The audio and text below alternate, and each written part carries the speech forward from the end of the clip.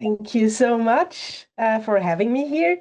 We are waiting till my presentation is loaded because, yeah, as I said beforehand, it's very big.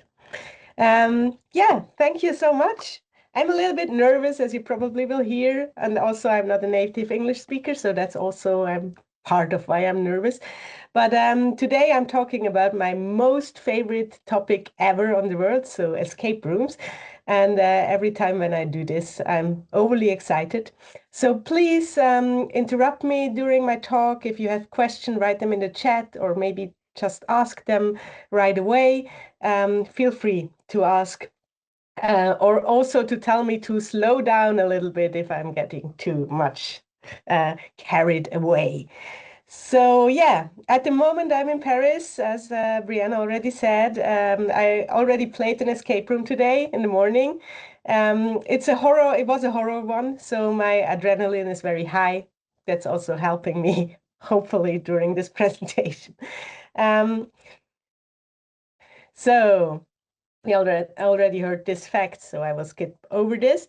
But one of the most important parts, I would say, about me is that I'm also the co-founder of Enigma, and we are designing escape room games for museums for now nearly 9 years.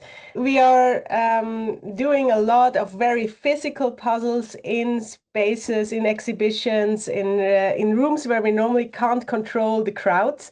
So we normally don't have a game master or something like this in the room. So we had to find ways to navigate the players during the game without us being there.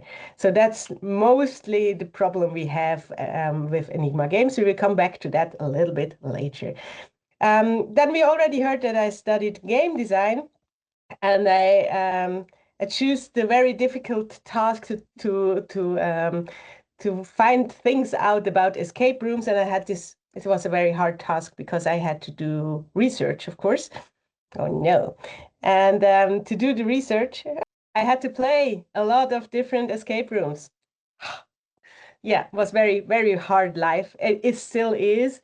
I'm at the moment around 250. I also read that Marie is has even more than I have. But you see, it's very important to play as many, no, to play escape rooms if you design escape rooms, of course. So that's one of the most important things. So because it is a keynote, we will just briefly go over what is an escape room. I'm pretty sure you all know what it can do and is, but yeah, just to be on the same level, we have here from Scott Nicholson from 2015 this definition: live action team-based games where players discover clues, solve puzzles, and accomplish tasks in one or more rooms in order to accomplish a specific goal in a limited amount of time. So you see already that's 10 years old, and I adore Scott, and he was also the keynote speaker last year, and I'm always very happy to hear about everything he does. But I would also say that's 10 years old now, and I would just a little update this thing about that it is an interactive game in a real or a virtual world in which a group solve various perfect, puzzles and challenges and a scenario with a clear objective goal.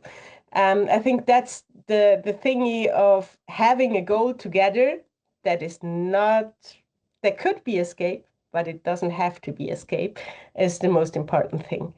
So if you look on the internet, you see people telling you about their experience they had in an escape room. They say, so there are all original TripAdvisor statements. So the time flies by. Was an experience very immersive. The music, the set was incredible. I had an hour in another life. Every participant was fully immersed in the adventure. Again, immersive experience, setting too close to reality, in the center of a story, very conceived. Everyone feels like they contribute to solving the puzzles, the enigma, the storyline, well throughout, with nice surprises until the end. And atmosphere, stress, crazy laughter. We had that in the morning. a lot of screams and a lot of crazy laughter, and build up pressure. So yeah, that sounds nice, doesn't it? I mean, everybody of us want to design something like that, that people are talking in this way when they have played our games. But the games, this talk about are games that looked something like this. Or maybe something like this. Not maybe, they were actually from this website. Or like this. And not to be unfair, but very often if I look to an educational escape game, it looks something like this. And I want to give you in this key talk, I want to give you some tools to make it a little bit more look like this, to help you a little bit to higher up the emotions, the immersion, the storyline, the puzzle design, to just gear up a little bit and be a little bit more like this immersive adventure experience that we, to be honest, all want to play, normally, I would say. So, to do that, yeah, we have to talk shortly about the strength of an escape game. Probably also not new, but just to be on the same level. So the players are creating a story together, and they have an active role in this. That's something that we have very common with mostly of the video games, and we should embrace that. It's very important if we are brainstorming about our escape game, how to give the players an active role in the scenario. They work together as a group toward a shared goal. Also, I mean, you can have a traitor in your group, you can have some split up things, but most times you work together. They overcome challenges together. They develop abilities to make decisions and to ask critical questions and talk about it and communicate about it in an ideal way. So hopefully they do. Normally they do. They should do. Otherwise it will be a hard game. They learn to pay attention to details, and they develop communication skills normally. And it could be, in the best way, it could be that somebody saves the day who wasn't thinking beforehand that he or she or they will save the day in the end. So that's just a great feeling for the players. Okay, that's the player side. And for us as developer, there must also be a big list on the plus side here, wouldn't it? You would think about that. Yeah, I mean, it is, maybe I should have written that down too. It is fun to create an escape room. So that's a big plus.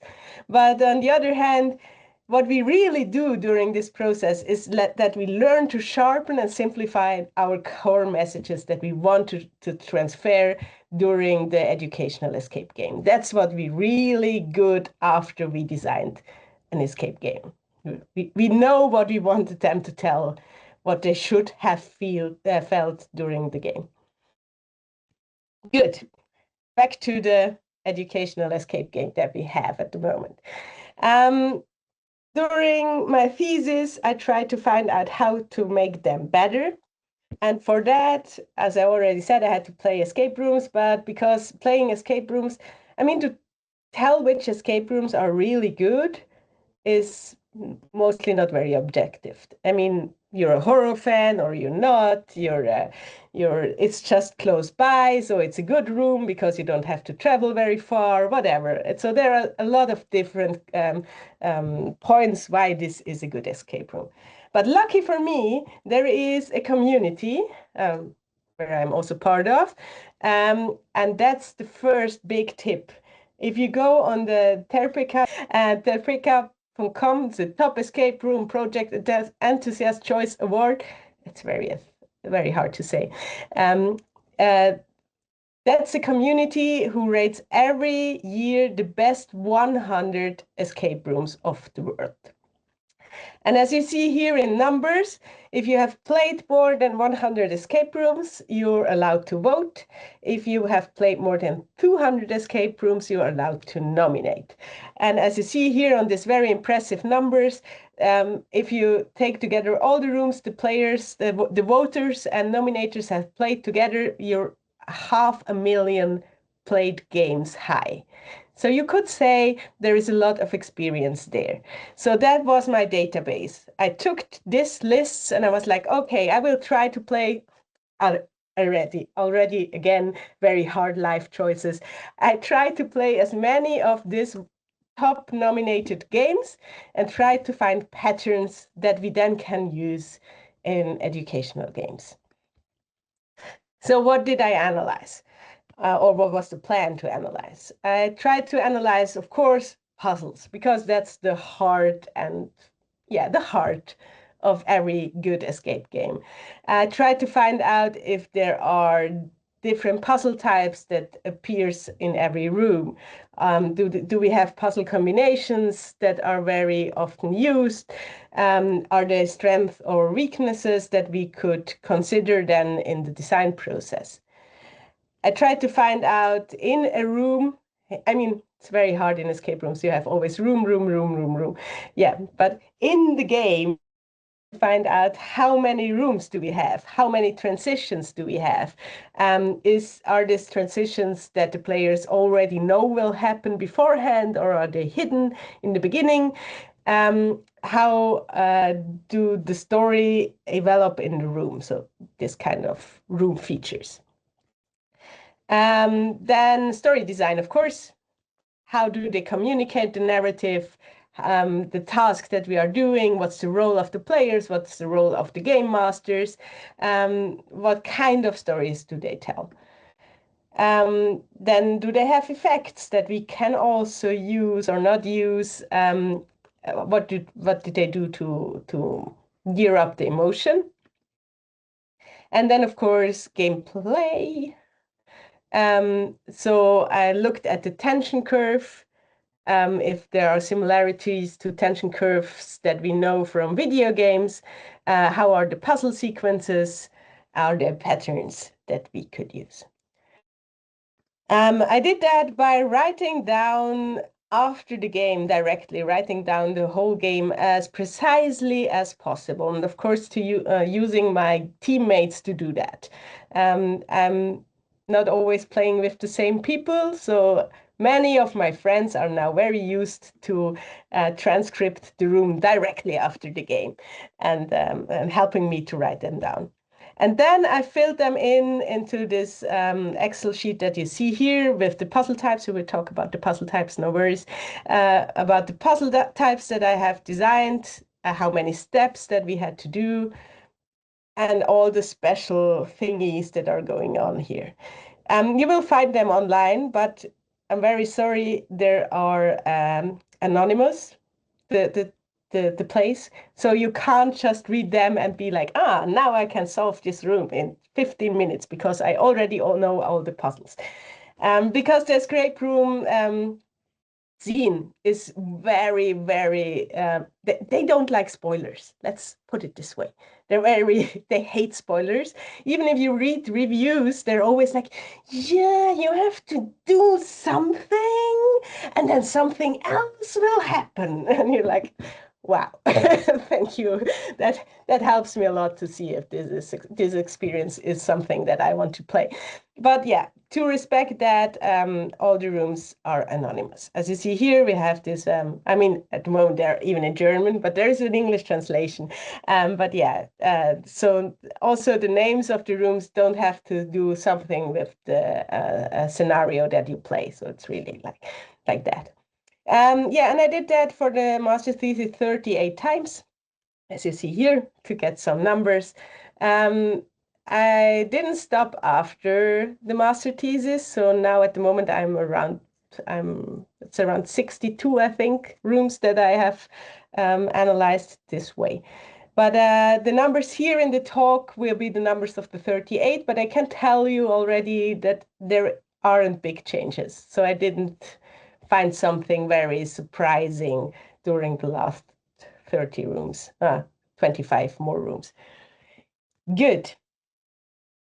There is, so that's how I was doing this. And now let's look what I have found out. So on the puzzle relator part, come on.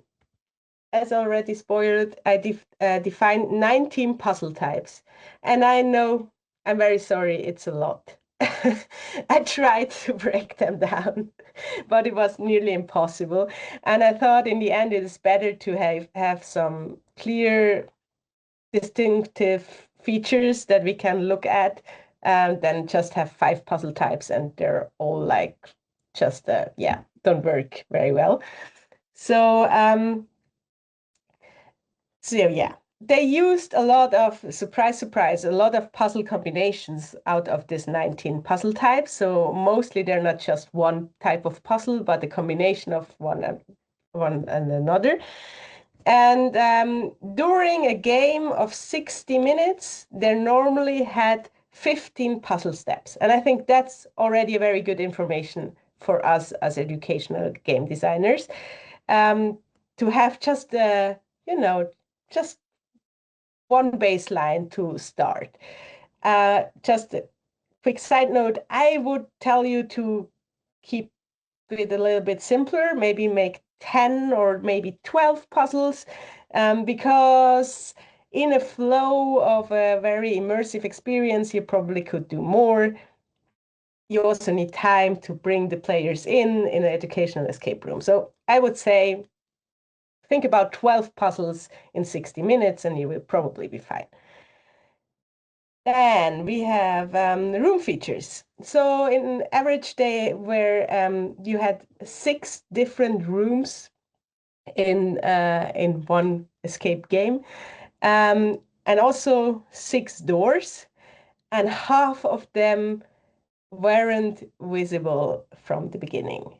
And I know already that some of you will be like, yeah, that's really nice, but I can't do hidden doors in my schoolroom or with my students or something like that. But there are solutions. Just keep in mind that probably we don't see half of the doors that we are opening are not visible in the beginning or are surprising.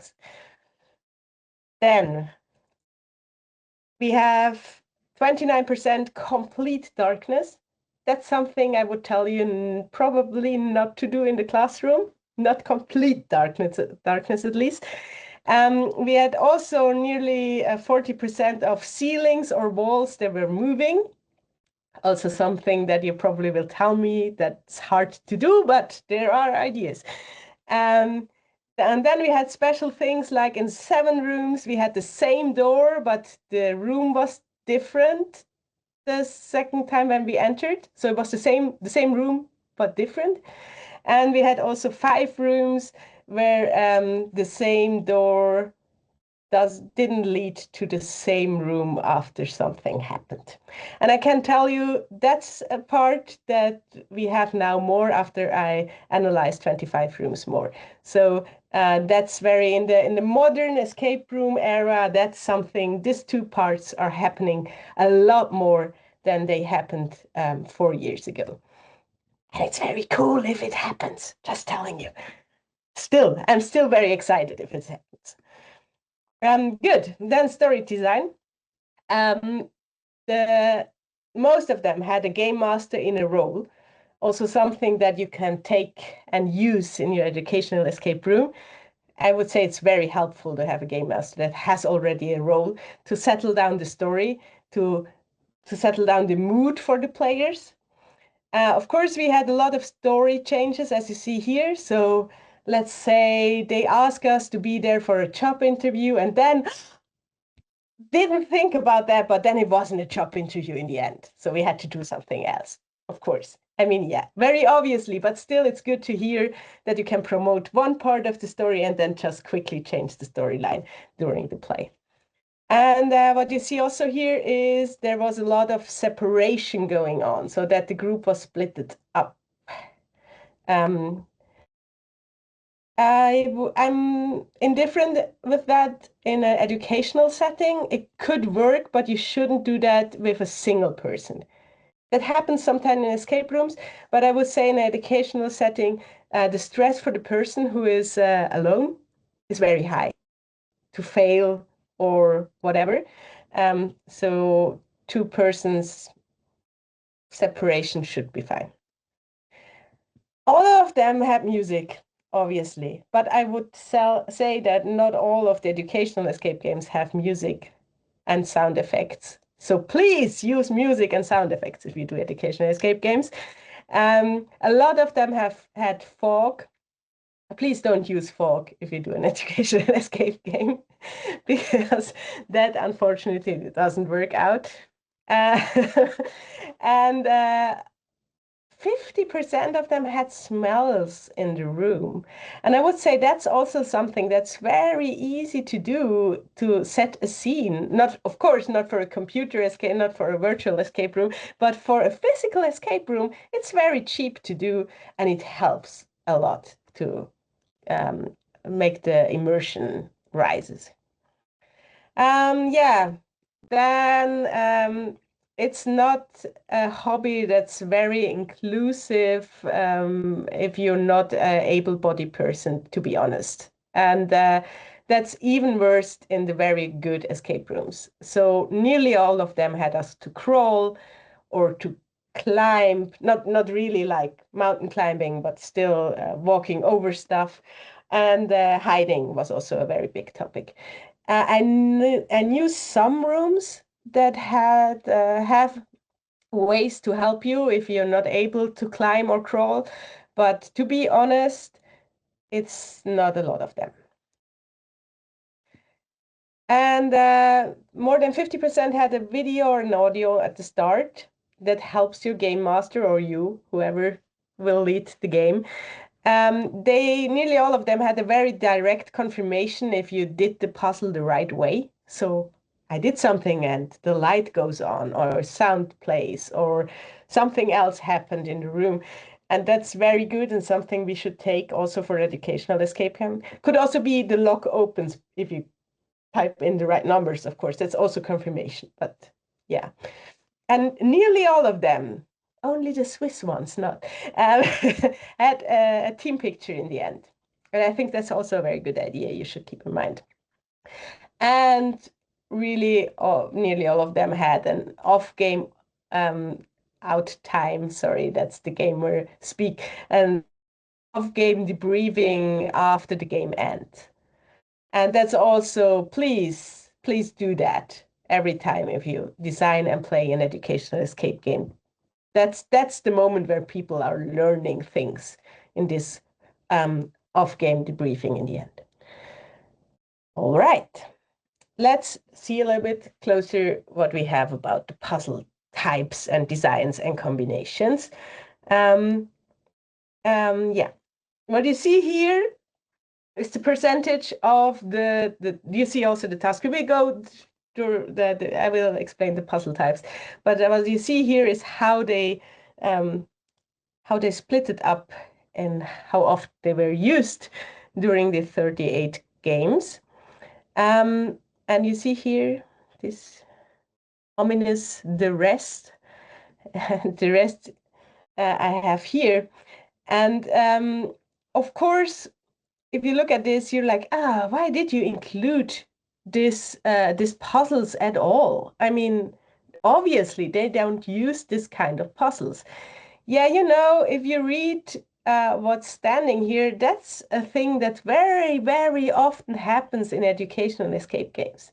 So we very often have decoding puzzles where you have to translate something from Braille to or from Morse code to a text or something like that. We have very often, at least in museums, memorizing puzzles or counting or mathematical puzzles like Sudoku or something like that. And counting stuff also something that happens often in the museum.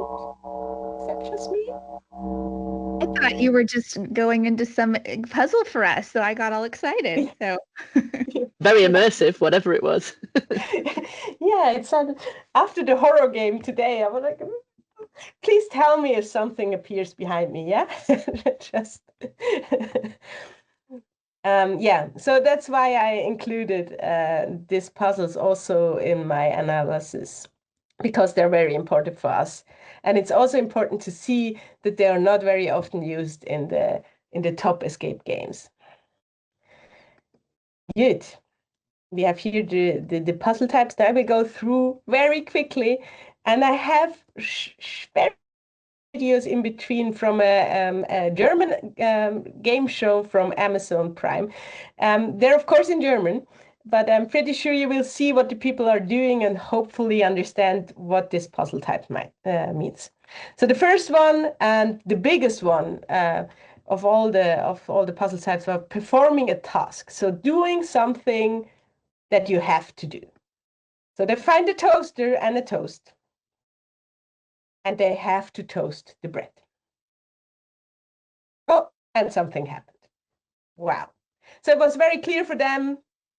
Oh, we have this piece and we have this piece and we have to do something about with them. The next one, very obvious and also very well known in the escape room scene, finding objects. I mean, oh, I found something amazing. Normally, if you first play test, you hide the things too well, I can tell you. So keep it simple if you hide things. Next thing is finding features in the room. And that's a little bit a hard one. I rephrased this one a lot. But it means if you enter a game, you realize something is off. And I'm pretty sure we have to use this off thingy to move forward. What you see here is they realize, ooh, something is on the ceiling.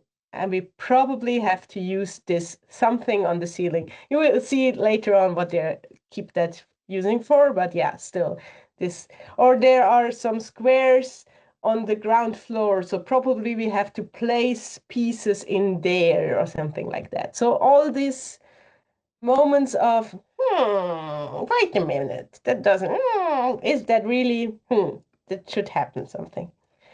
Then, of course, we have role play. Something we don't do enough in educational escape games yet, so please do more. Here they hear the grandmother, and she's calling for help. And they were like, she's saying, "Oh, are you the one?" And yeah, I am. And then they are role playing to find a way to help her out. Oh, sorry. Then we have narrative elements. Another one that I was a little bit struggling at finding a definition for it, but it means things that really are story focused. So you have to read them to get, of course, a hint, but also to realize how the story works. Yeah, a diary is the most obvious one. But there could also be posters that explain the life of the actress or something like that. Then we have physical challenges, something we also should do more in educational escape rooms. Maybe not build a big ramp, but find something else they could do. Then we have dexterity exercises. We're back to the ceiling. So they have to drive very carefully. Oh, it's that short. Yeah, but I think you saw what they did. So they had to drive very carefully through the parkour. Then following instructions, and that's something that I always realize in workshops that people are like, yeah, but that's not interesting, why should we do that? But actually, it's a really good puzzle because people know what they have to do, but they have to do it properly. They have to communicate what they are doing. Maybe they have to find stuff or things going on.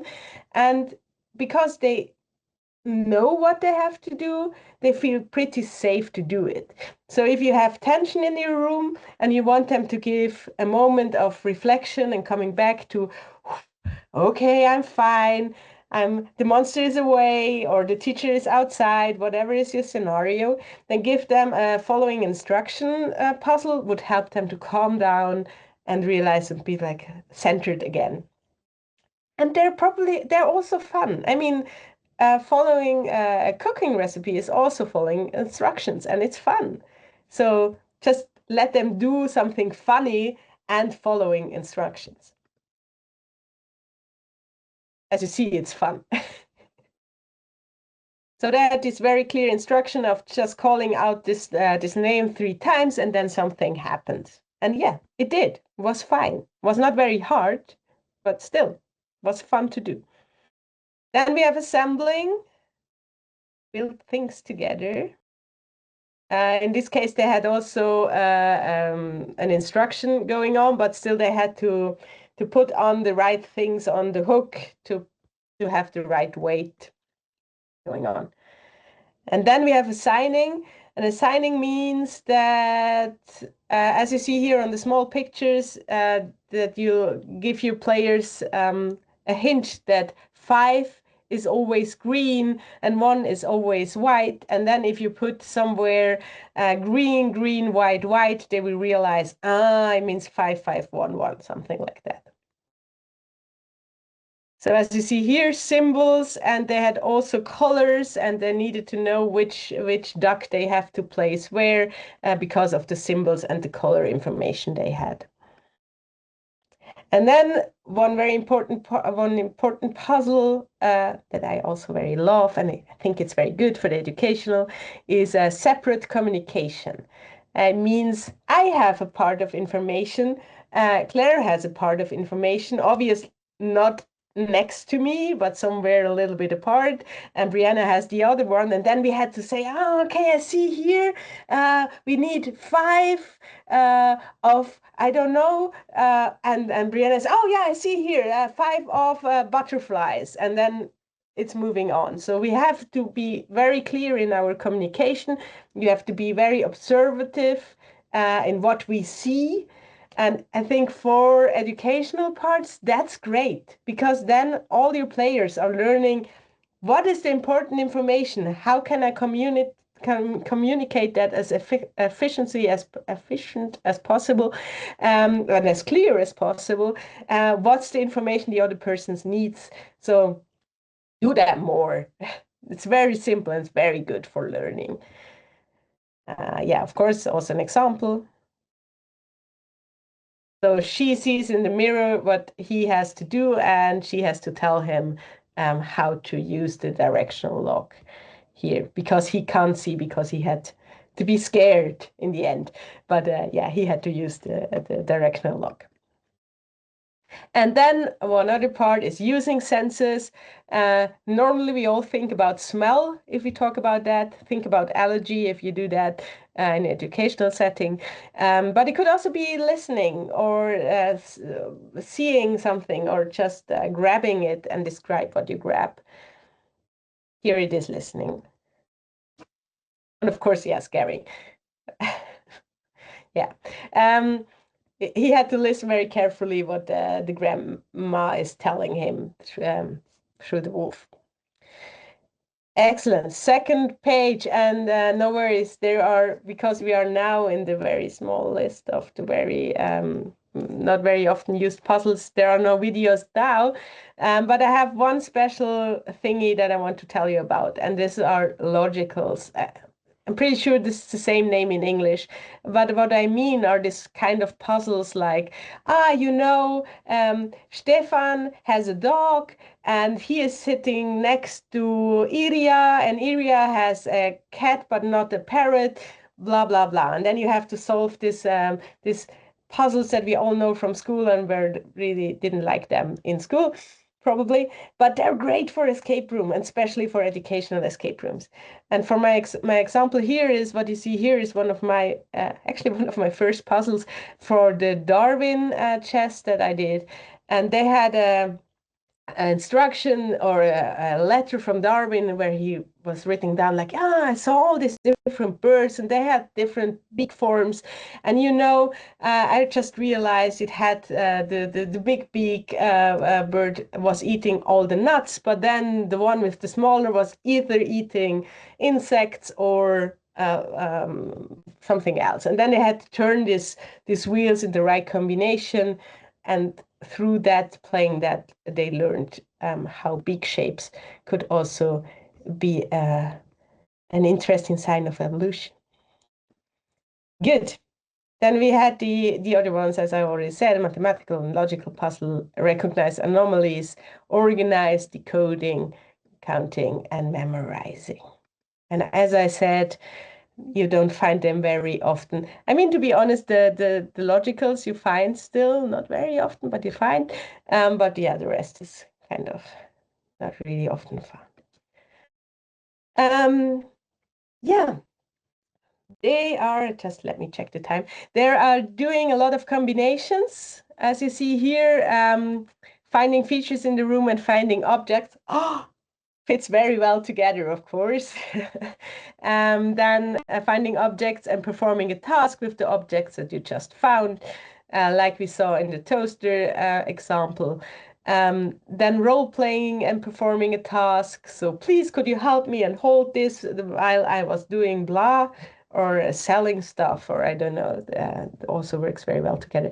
I will load this presentation, of course, without the silly stuff, but the facts, I will load them on Paddle so you can read them a little bit later. But what you see, very often there are combinations, and you should think about that if you design your gameplay. And the other thing that I tried to find out is how the game flow is in the meaning of, are we have a linear structure or don't we have a linear structure? Because I read a lot of comments that a really good escape game has to be a multilinear tree structure, blah, blah, blah. And as a game designer, I know every time when we go multilinear, it means it doubles or tries or whatever the whole workload that we have with a game. Because for a game to work, if you have a multiple storyline, it is crazy, crazy, crazy. So I was really looking forward to find out if that's really what's happening in the really good escape rooms. And what I found out is, no, it doesn't. As you see here, they're very often, it's just an example, but I didn't choose them to have the best images for my talk. I just choose room 28 to room 38. So what you see here is they're very, very linear. And then sometimes they have this small meta puzzle, as you see here, where it breaches for a very short time because, I don't know, we need 4 puzzle pieces and we have to do different things to get them. And then we're coming together, combine them, and moving on, maybe to find something else or do something else, but always just for a very short time, even if it is a longer puzzle sequence. But the important part is it doesn't feel that way. And that's very easy to say and very hard to design, but the players should always feel like they would have the choice to do something else if they just would have found out what they do. And I want just to encourage you, if you have read the papers and be like, oh, now we have to do a multi-structured storyline because that's the new hot shit we should do. No, you don't have to do that. Really, no. Just try that the players don't feel alone in the game. All of them should have something to do, but they can work on the same puzzle. And that makes it often much easier to design an escape room.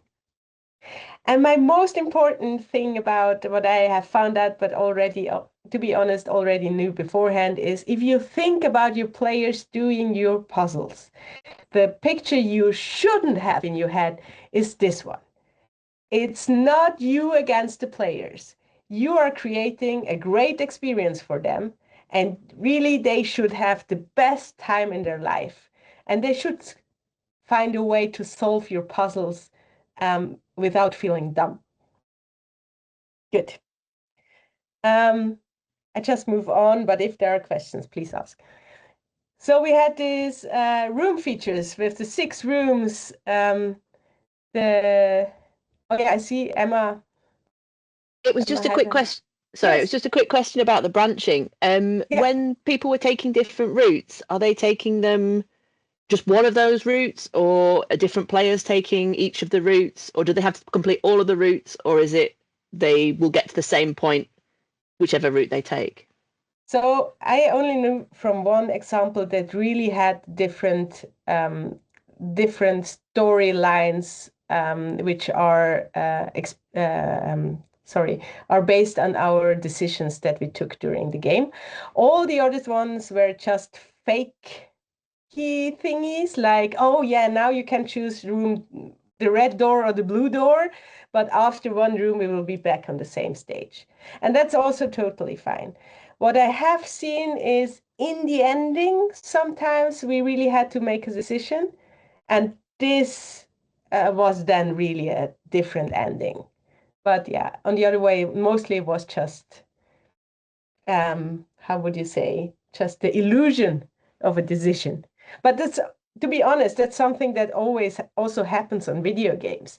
Very, very, very often you're totally sure that this decision now changed everything. And then after or replaying the game, you realize, yeah, okay, it changed this one dialogue, or maybe I got some other piece of armor or whatever. But then in the end, it didn't make any difference at all. Thank you. Yeah. Okay. Yeah, the room features. I already spoiled that. I know that you will tell me, oh yeah, different rooms, hidden rooms. That's a problem in educational settings, and so I prepared some small examples. The first one is again the Darwin chest. It's a really old game of me, so please be kind, but still, I think it worked quite well. You have to play through Darwin's chest, obviously. And what you find when you open the chest is you find this level. And after solving this level, you can just take out the next level. And after solving this level, you can just take out the next level. So you see, even if you don't have different rooms, it could still work. And then the other one is, you might have already seen that in the trailer. That was my game I did for my master. It's also a short trailer, but just before I show it to you, I changed the room during the game. And what I did, so it's about Mary Shelley's Frankenstein. What I did was I removed parts of the game as a game master every time when the player solved something. Sorry, I will just skip it a little bit. But as you may have seen, in the beginning, the side of the creature, who are 2 persons, obviously. I mean, you're a creature, you can't communicate properly in the beginning. So the creature in the beginning can't read and can't talk. And what I did is I was separating the two persons with this with this thingy here. Voila. Also when at the moment when they found out how to speak, how to communicate, and how to read, I removed this whole plate here, and the next stage of the game was visible then for them. Short side note, 3-player games, very bad idea. It's very hard to book for people as a 3-person party. Just if you're ever in question to do that, don't do it. 2 persons fine, 4 persons fine, but yeah, 3 was not a good idea. And that was also a student project, what you see here. Obviously pirates. And what they did, they had this wall here in the back with the windows. And after, in some stage when you solved and landed on the island, as you see here, they just removed the whole wall, and then you were on the island. Here you see the boat that you had to use then in the end to escape. Yeah, so it is hard, but it is possible. And maybe you have even better ideas. I just want to give you a short input. Good.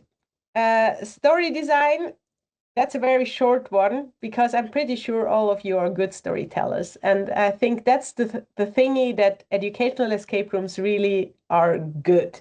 They're mostly fine to have a nice storyline. And that's great. But just to keep in mind, we're always talking about escaping. And what I did, I analyzed more than 450 escape rooms in Switzerland, based on the information on their website, what the story is about. And you probably remember more than 60% of the really good games, not of these ones, but change the story during the game.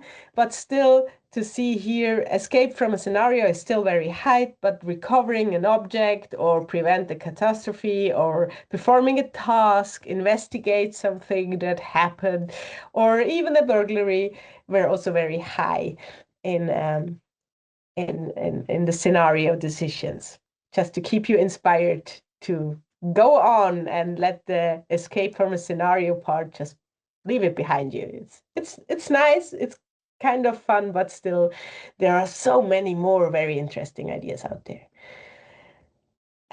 Good. Then we have the effect and the music, and also going on here again, some pictures from the Frankenstein game.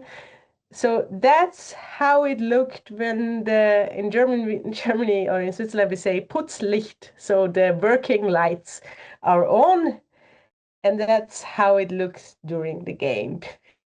And the same thing from the on the other side, of course. And you see just what light can do to just the whole situation. I mean, that's not magical at all.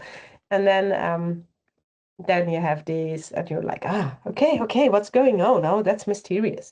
So please use more fancy, cool lights. And you can just use this hands-on IKEA coloring lights or something like that, or Hue. That was all done with the Hue Philips, because I could steer them on the app during the gameplay. So find ways to do that. It's very easy, and it has so much effect. And just to be clear, that was the room before I went in. Yeah. And that was during the game. Good. And the last part is the gameplay part, and that's probably the also very interesting one. Try to find out how to bring the people into your games as quickly and immersive as possible. Give them direct confirmations. That's easy to do. The team picture is one part, but still the most important part to make this one here very good and fine is prototyping. And you have to do as many prototypes as possible, because as we see here from John Nelson Rose, you will never guess how the players react. And you only find out how your players react or play your game by looking at them playing your games. I mean, that's what we are doing the next 2 days, so yoo-hoo! But really go for it and do it as profound as possible, as quick and dirty as possible, yeah? So that you can try out or as not very political correct, fuck around and find out. and then you will see if it works and if it is fun. And if you remember the plate in the beginning from the Frankenstein game, I started with Post-its. and a paper sheet, and I tried out, and I tried to find out what works. And of course, I tested it, as you see here. And it's so important to do that. Good. Now, I want to have some small little bit of time left for questions. So the last thing that I will give you is this one. That's not from me. It's from Errol Elumir.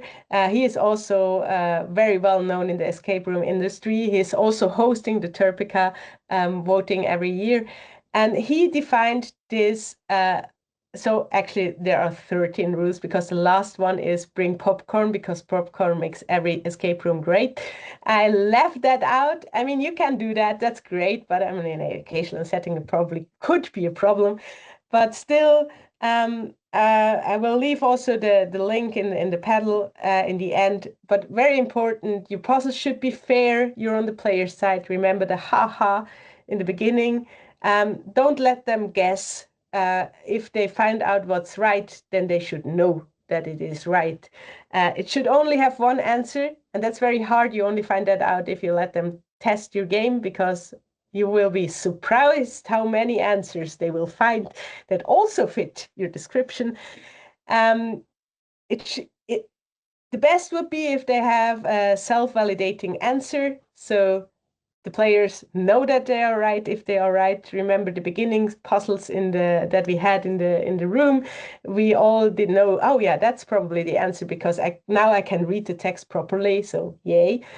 The clues and the puzzles, and that's something that we don't do enough in educational escape rooms, I would say, should be linked somehow. So if I have clues, and if I have clues and I have a lock, I should see visibly or in some sort of a way, maybe the shape or whatever, that these two pieces are fitting together, because that helps. They shouldn't guess what to do. They should guess how to do what they want to do.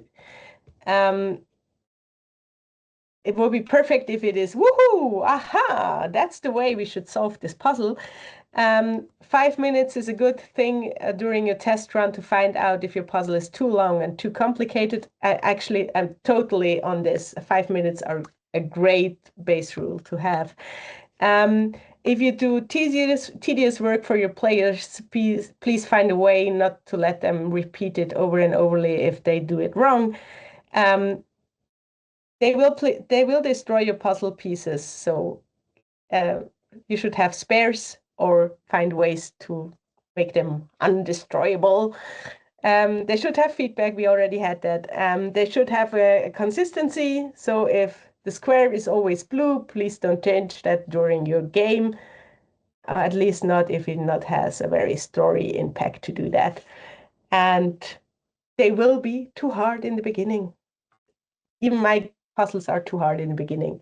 So test and iterate and test again. Good. That was my talk. Please ask questions. Yeah.